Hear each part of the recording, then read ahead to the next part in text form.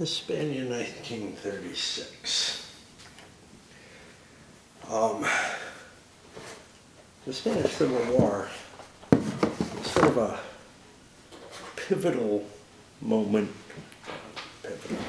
a telling moment in terms of, hey, how is the next war going to be? How is World War II going to develop? How are the weapon systems going to work, etc.?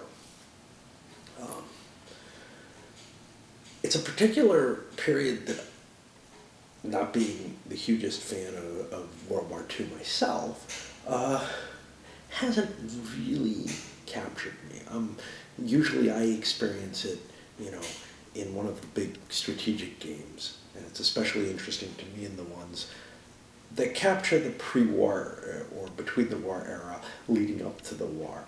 And I'm very intrigued by that kind of situation. So things like Days of Decision or Gathering Storm are very interesting, but I only see the Spanish Civil War in those as kind of a peripheral event that can have some effects on play, and Cataclysm as well kind of fits into that same worldview. So it's not a war that I've studied much at all, really. So it's kind of interesting to me to start taking some, take a look at it, in a war game, and it's kind of neat to see it in a lighter war game like this. Now, I've played the Popular Front game, and I'll probably get to some of the others, like Espana, that I also have, and then I have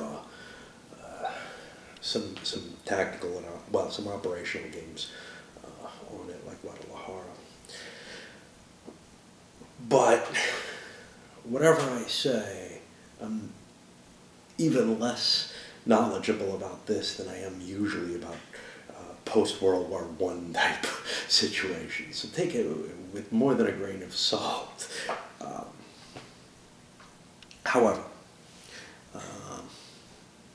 I guess there's a few key points that I'd want to say about this. First of all,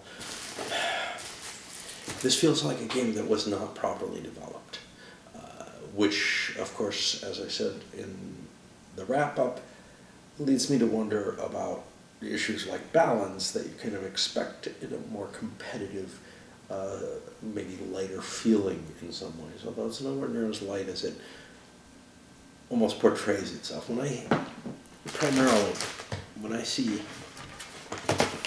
oops, I didn't get everything away. When I see a bubble map that looks like that, so clearly delineated, I immediately start thinking, this is going to be a kind of light game like Unhappy King Charles or a Washington's War, and I'm kind of intrigued by that. Well, this is nowhere near that light. Some other things, it doesn't really take much account into the political side of the Civil War, which, to me, it feels like the political side is one of the very interesting things in it. But that's okay, the designer wanted to design a more military game, that's fine. There are some interesting facets of this system. For example, there's this incredible fluidity of the movement, being able to sort of sleaze your way from one space into another as long as you have larger force pools. And I think that actually captures, from what I understand, the early part of the war very nicely. In the game that I played, that continued throughout the entire war. Now, that I'm pretty sure is not accurate. However, I think if the nationalists, for example, if the Republicans get this kind of power where they've got, if the nationalists end up with being significantly stronger overall in terms of military force in the game, I think that it will be very difficult for the Republicans to sleaze their pieces into nationalist-held areas, that they'll be too pinned down to do so. However, I see that as a problem, because I think the root effect, or the root cause of why the war moved from this very fluid early Revolutionary War to more static lines that, you know, you see later in the war, has more to do with professionalism of the forces, sizes of the forces involved, stuff like that, where the early part of the war, it was harder to build up real front lines or anything. And you start seeing something that is more like a front line, where units are going to be unable to just pass through and slip past the enemy and position themselves deeper within them. Now, the Nationalists were able to do this due to their greater strength, historically. And so if the game actually follows the history, it may well be the case that because of the number of pieces that the Republicans are going to have is going to be more limited than what the Nationalists have. And the victory conditions seem to support that that's where the game should go. You won't have as fluid a situation. You'll have the Nationalists able to push forward and continue their offensive to the degree that they wish to. And to some extent, they can shove their way into contesting areas that the Republicans are in and continually fighting them in those areas. But if you end up with a situation where it's closer to parity, like I had in my game, it's almost as though the whole nature of the war has shifted. It's not going to be a situation where you have these more professional, larger forces facing each other off and, you know, becoming more difficult to interpenetrate, less chaos present, which would seem to be the likely result of it. Instead, what this game almost postulates is that that chaos would remain there, and the forces would remain too small and maybe not professional enough to be able to interdict each other in quite the way that they historically were able to, simply because, hey, we're about equal. You know, we will be able to slip through each other, and it's almost as though there's this weird political juxtaposition of the game, that if the two sides, if one side doesn't gain a massive advantage on the other, that the whole way that the operations would, you know, be represented is going to change. Now, that's assuming that it gets it right, which I think it may, if the game does follow that story. Maybe it just gets it wrong throughout, no matter how you play it. I can't make any assurances that it gets it right, but I do see where it kind of would, in the sense that if the Republican forces end up so much smaller than the Nationalist forces, they would end up pinned down and unable to really produce a lot of that interpenetration. They probably can still manage some because of the card play, being able to get some extra forces in places that might allow you to, you know, compete in areas that you wouldn't normally be able to. There are other things in the game that also, in terms of the design, that also kind of maybe work better as long as you don't start entering into what-if history. And by what-if history, I mean shit that can happen very easily in the game, like that parody happening. For example, the Republicans always maintaining this sort of edge where they move second, so they have the capability to react and reinforce wherever the hell they want. I'm not quite sure what that's supposed to represent. In the early part of the war, better leadership or whatever. Later in the war, the fact that they're the smaller force and they're playing, you know, they're being the moles in the whack-a-mole game, right? So again, if the game starts diverging from history, you may get results that are starting to feel less and less believable as you go.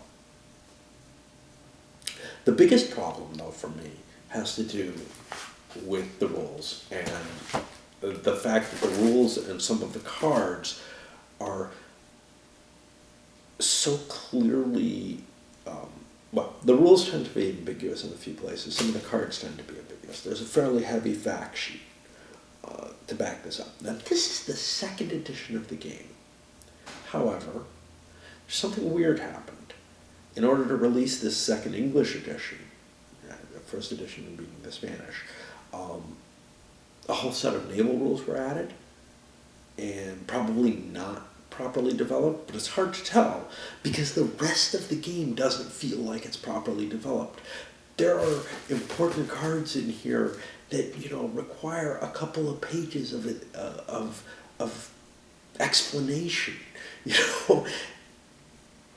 and then when you look at the explanation and you look at the card, the explanation is very clearly not implied in the card at all. None of that is. It's just. It's as though I don't know if that card, the particular card that bothers me the most, which is the Republican offensive cards, I don't know if that card was also added after the first edition and just, no development was done essentially on these new changes, or if that was there originally and made it through not only whatever development and playtesting went through the first edition, but whatever responses came back from people with, what the fuck is this going on about, and then getting this huge list of explanations of what it actually is supposed to mean, and saying, well, the card doesn't say that, So, anyway, I feel like the game just, in this version of the game, at least, it should not have reached publication. If it was properly developed, playtesters would have said, hey, this is not what you're saying on this card, assuming there was any rules back and forth, or, gosh, this card just isn't clear enough. You're going to have to rewrite the rules or the card or something. So that's kind of problematic. One of the things that I wanted to mention was, again, the game has a lot built into it that you wouldn't expect in terms of complexity, not just of the decision making, but of the way the combat system, etc., works for a game that's essentially, a buckets of dice game. The fact that you match off units one by one, apply support, get to apply cards. You have a lot going on there that allows you what appears to be a fair amount of detail in that combat system, and certainly a lot of really interesting and to some extent agonizing decisions, which can make the game a lot more fun. I totally get that. And I actually found that the way it was chosen, the decision to use the buckets of dice approach, which allows for extreme results but makes them probably less likely, it probably makes luck less of a factor than the kind of results you'd get off of a flat, D6 CRT or something like that. Either that or the flat D6 CRT doesn't have very significant differences between the results. So, there are no extremes that can happen, and it's just kept flat that way. I always kind of favor, there's something I like about buckets of dice for that simple reason. What I don't like about it is it can be a pain in the ass with all the rolling. However, here, because each unit matches off individually, plus its modifiers, you don't have, rolling 30 dice at once or something like that and just seeing what happens. You're probably rolling 5 or less dice at a time. It does make the combats more detailed, but it allows you to tell the story. The fact that each unit that's attacking can only be used once means you can't just bully up with one good unit and smack the enemy away with that, which would be kind of the implication of the pair-off type thing. You see that in La Grande Guerre, actually, where a couple of good, strong units can really make some serious headway against weaker units. But that game also has its built-in mechanisms to stop those heavy units. They will eventually get hurt, and they will quite likely get hurt very early on. It's just they might really wreck the enemy army on one die roll to begin with. For a simpler implementation, this gives you some nice feeling there in terms of it. Gosh. Anyway, component-wise, the counters are pretty. They're usable. The only issue there I have is with the Republican tanks, which flip over and turn into nationalist units. It's not that big a deal.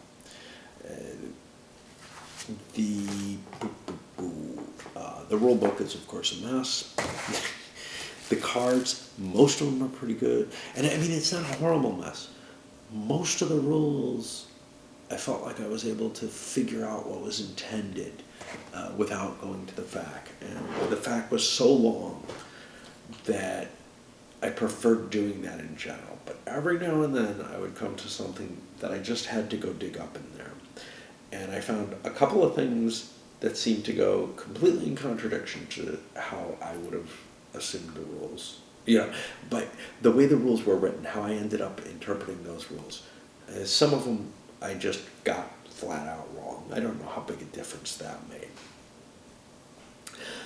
I think the biggest thing with the rules, although there are a couple of places where it's like, well, what do I do about this at all? The biggest thing with them is that there's a lot of little pieces you got to kind of remember, and some of them have to do with the core rules.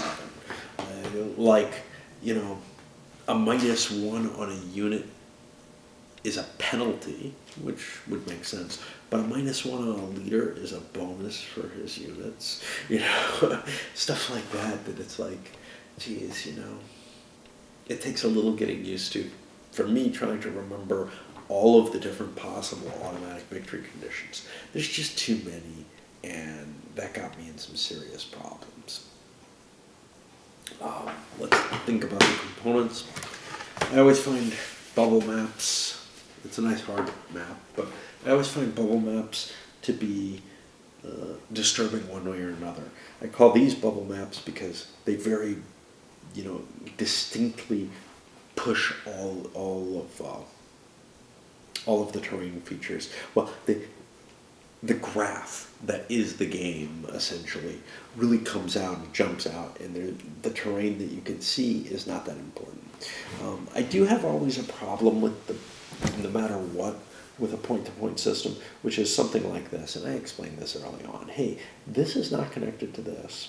Okay, it's not connected to this. Great. There's no connections going across. Okay, and this is all meant to represent bad terrain. But here's the thing. There are situations, if you've got a hex map in play, where it is worth going over that bad terrain. There's a potential to do so usually, and there's sometimes situations where it's of value. And this game simply doesn't allow it. There's just no way to slip units in. And in the size of the turns, there would be ways of getting through these spaces. I'm pretty damn sure. Because basically you can push your way through, anywhere on the map as long as you're not blocked by enemy forces. Now, maybe this is all meant to abstract that there's some, I don't know. I mean, obviously it's abstracting away some of the terrain, but it also has to be abstracting away some of the enemy forces that are in play here. And I gotta say, if you control these two, and there's no enemies in the way, you can probably get through there in the time span here, where you might not be able to because there's enemy forces, say here and here, that you can't zip through. And so there's certain aspects of the map and its point-to-point design trying to show bad terrain, which does not show it as accurately as it could. And I always just see that as, it's one of the flaws to point-to-point. If you put area spaces in there. And I mean, obviously, you can represent, you know, any area map as a point-to-point map, but some point-to-point maps can't reasonably be shown as area maps unless you start putting impassable borders on and stuff like that, which of course people will look at and say, well, that's not really that impassable. It's a river. There are things called boats. You can get across it. You know? There are mountains. Well, people can climb mountains, and if you're talking about a smaller force, maybe it can slip through. Crap like that. It may take longer, but in the course of in the course of the length of time of the turns, it's going to happen. It's going to be capable of happening. And what you may need is different kinds of connections through bad terrain that maybe you can only move one space no matter what. Anyway, other components.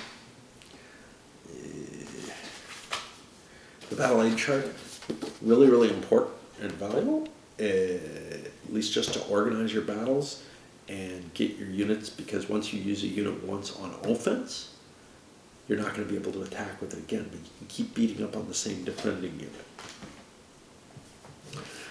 Nice little place. I mean, the biggie is you can hold your generals and planes in here, and you got a little counter. It's really not that important for that. The sequence of play is probably the most important thing. But, you know, it's helpful. I like little aids like that. That works fine. Let me look at the rules themselves and see which things might bother me. Okay. So one of the biggest things in the game is the cards. And the fact that you have to... There's a few places in this game where it's like, yeah, there's something you have to do and you will be penalized if you don't. So, for example, at the end of... turn 5, you have to get rid of all of your early era war cards. And if you don't, if you're not able to play them during your events phase, you discard them and you get a new hand of cards at that point. So it's just one of those things you have to do. There was another one, I think, I don't remember what it was. There was something else that was similar that was just kind of a, okay, well, nobody would actually do this, you know, just like you wouldn't hold your cards for that turn, except as an error. So the game continuously forces the nationalist player to move his, except for the offensive card, to move his pieces first, which means he sets everything up. Now, he has some capacity to freeze some Republican units by doing this, which may give some reason why the Republicans want to switch the order up with the cards that allow them to do that. But for the most part, it's largely to his disadvantage that he has to go first, because he telegraphs where all his pieces are, and now the Republicans have the capability to react with everything that's not frozen, to move forward and make attacks. And they're always in that position, regardless of sort of the strategic position on the board. So if the Republicans are winning the war somehow, and there are very few nationalist pieces on the board, it doesn't switch to the Republicans kind of facing a nationalist, more guerrilla-type war. Or point-based, where they're trying to defend singular locations against the enemy and have to allow the enemy to pass through the countryside more. It doesn't switch the ordering of that, and that means that no matter what you're doing, you're always going to be fighting the game that's designed to work with the history as it played out, and it may not do so. And this is really the same issue as I mentioned before. Likewise, though, both sides get to assign their generals. Generals are kind of cool in this. You can't launch an attack without a general, and that means you're not going to do a broad across-the-board attack in all the spaces or anything like that, and you're not going to be able to attrition the enemy everywhere. So what it means is you have a limited number of places you can attack, and you're looking for the key ones that maybe help you win the game or help you get some key cities that'll increase your replacement points when those come around. But then you also may have a couple of locations where you have a slight advantage and you'd like to make an attack there. Or maybe you really just need to clear the enemy out of a space so that on your next move you get to move through that space, even if it means that you lose your own officers. It's kind of interesting.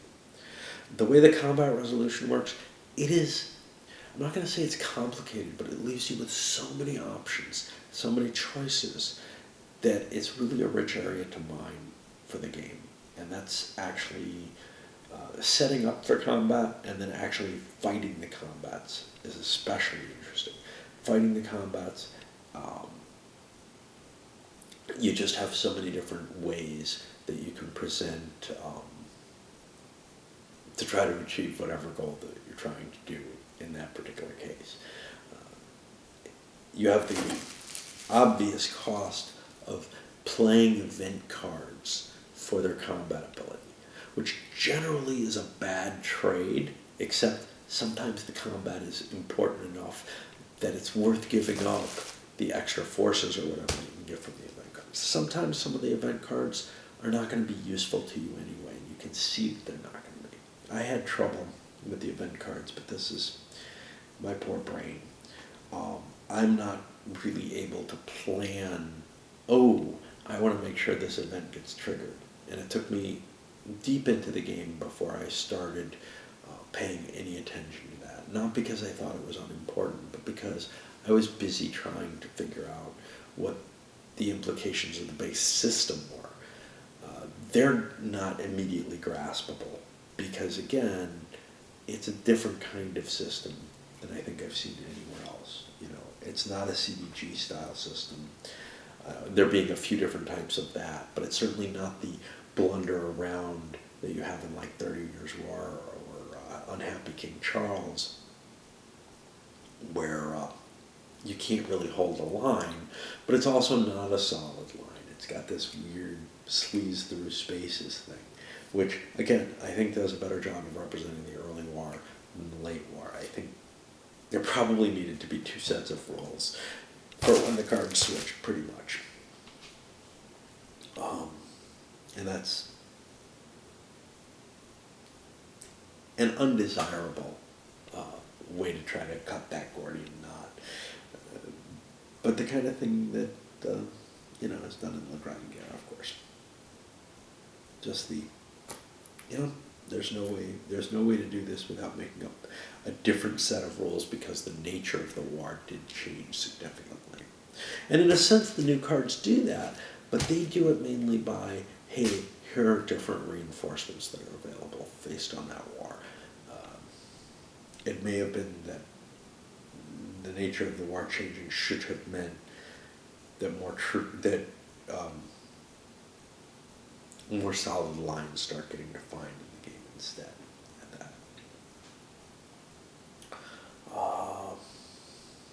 After that, you have the event cards, which are incredibly important. Again, these can be kind of a luck factor. If you don't have the deck stacked for the historical scenario, there may be cards that you just don't see because it's possible you probably will not run through the whole deck. So there may be key cards, like the Republicans have 2 cards that allow them to make their militia units pretty good. Now, one of them, the one I played, was the better one. It just gets rid of their -1s. The other one, I think, converts all your militia to regulars, if I recall correctly, which is nowhere near as good because you don't have as much countermix then. But yeah, I mean, which cards come up could be incredibly important, and especially with the navies. We can talk a little bit about the navies in a bit. One problem with the game, the sequence of play, it's in the rule books only without the navy. The only place you're going to see it with the naval rules is here, because the naval rules themselves just kind of say, hey, insert this phase here, insert this phase there, which is clearly not acceptable, but the fact that there's a player aid works for that. Every other turn you're going to get replacement points, which are basically fixed on how many cities, how many of the objective cities are you actually sitting in. That includes ones that you've captured and that you're not in, though. So what you own and or are sitting in get added together. So if you're sitting in one and the other guy's in it, you don't own it, but you still get a point. You still get a point for replacements. Those replacement points are important. Less important, perhaps, than the points. Well, it's hard to say because you can get a lot of replacement points, but it feels to me like you get better troops off the cards. But as the game starts progressing, and you get late in the war. You're starting to be able to put down some pretty hefty units, which are impressive on their own. The decision between lots of little units and bigger units is an interesting one. Bigger units are going to fare well in battle in the sense that they can do more damage, and they're the only thing that can really hurt or take out a bigger unit. You can always hurt something. You can get lucky dice. You can add cards that add. You can play cards that add to your die pool and give you more chances for hits. So you can even take out a bigger unit with a little unit.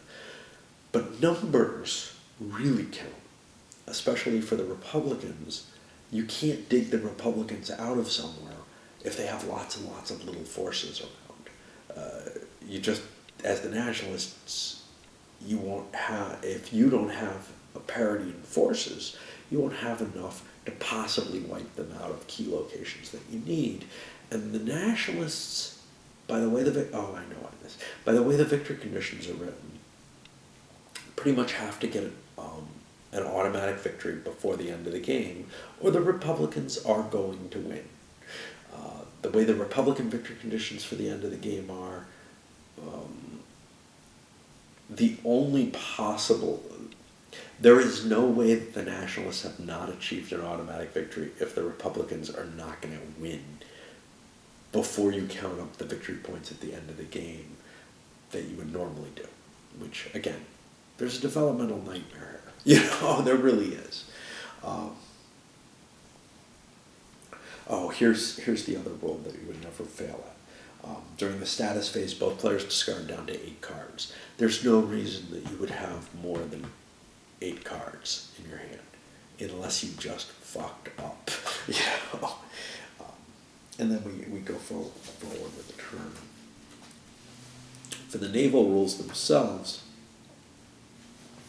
and this was added for the English version, the big advantage on the navies is that you have things that basically get you maybe extra cards, maybe extra replacement points by getting control of. And you don't want to lose the naval war, because if you lose the naval war, your force pool is going to start getting weaker and weaker. And that was probably one of the biggest things going for the Republican there. My overall thoughts on it, well, again, not developed enough.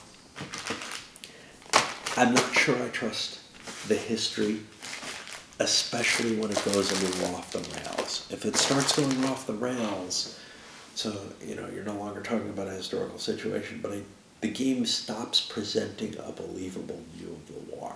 It's almost like if it goes a little off the rails, it goes way off the rails, and it becomes something that doesn't feel like a plausible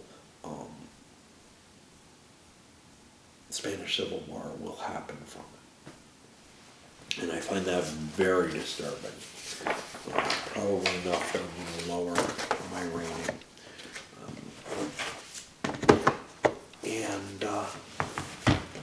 I don't know, I find the game fun. I find the decision making sort of throws you compelling challenges. There's no question that it does that. But that it doesn't really succeed as a simulation. And it's so poorly developed that it doesn't really hold together as a competitive. So here's the thing. My feeling with it as a competitive game is I don't know, and I never will know on a first play, which is what I'm usually talking to you about, unless it's an older game that I've had for a long time. I don't have a really good grasp on, hey, how balanced is this? Can either side have a fair chance that this is a close? I'm not going to be able to answer that to you, but what I can tell you is a game that was developed so poorly that was released without fixes and with a fact sheet that came out afterwards, to the degree that, like, geez, there's a card that the designer says does something completely different from what it looks like it does, you're left with kind of the feeling of, well, if it was developed that poorly, either the developers weren't listening to the playtesters who were saying, what the fuck is with this? What's going on?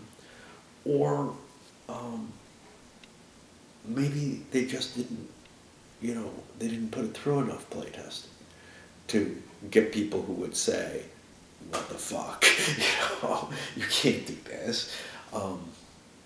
Either one's a sign that quite possibly it's just, got serious problems on the balance side as well. And again, also, when you start looking at, hey, why does the war remain fluid throughout? Just because it stopped following the historical pattern of who's winning. Questions like that should be raised before the game went to production, and certainly before a second edition came out. But I'm much more worried about the rules problems, because some of the other issues, like that fluidity when the war doesn't follow the expected pattern, that might be an intractable problem. That might be something that you would have to change the system significantly to fix.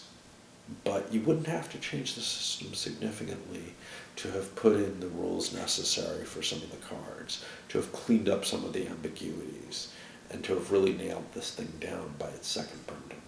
And the fact that those things weren't done, and instead just more rules with more questions were added, all I can say is, good luck expecting it to be balanced. I can't make you any assurances, but I know that, I have whatever doubts that I have are increased by looking at what was obvious, what obvious flaws were present in the development process. All the same, it's still fun. And I got kind of, I got a kick out of it. I just, it's more fun than a broken, more traditional design, let's put it that way, or one that had equal problems. It does really put you with some interesting decision points that, especially in the battles, and the choices of where you're going to fight them and what you're going to do. And there's a freshness to it that's kind of neat. I think it's probably a little overrated, and certainly people were talking about it a little too positively when I first sort of came back to gaming and saw this. It was getting a lot of good press, and I don't think that it's deserving of that much, given the development problems at the very least. It just, I mean, I'm the world's biggest booster for Europa Universalis and La Grande Guerre, probably, and La Révolution Française, and, a lot of the AWE games. But I tell you straight up, man, there's something that intrigues me about these games, but don't expect, a polished, finished product here. There's something wrong. There's significant problems, and the balance is off and everything like that. And I don't feel like I got from the reviews that I looked at and read at the time and viewed online, from people I trust even, I don't feel like I got that kind of, yeah, I got some real questions as to whether this game works as well as it kind of feels like it does on a couple of plays. So, I don't know. But I guess I'm overall glad that I got it, because it is an interesting view. It is an interesting way to try to solve that chaotic early part of the war. It's just, that shouldn't push into the late war. And maybe there were better ways of resolving it, or maybe it needed additional rules to go with those new cards in that second stage or later stage of the war. I'm not sure. All right, anyway, those are my thoughts on it. And I'm sorry if I'm a little fatigued at this point. It's not the game, it's just me. I am not in the best of shape to be doing this, but I know I have to get it done tonight. Cheers.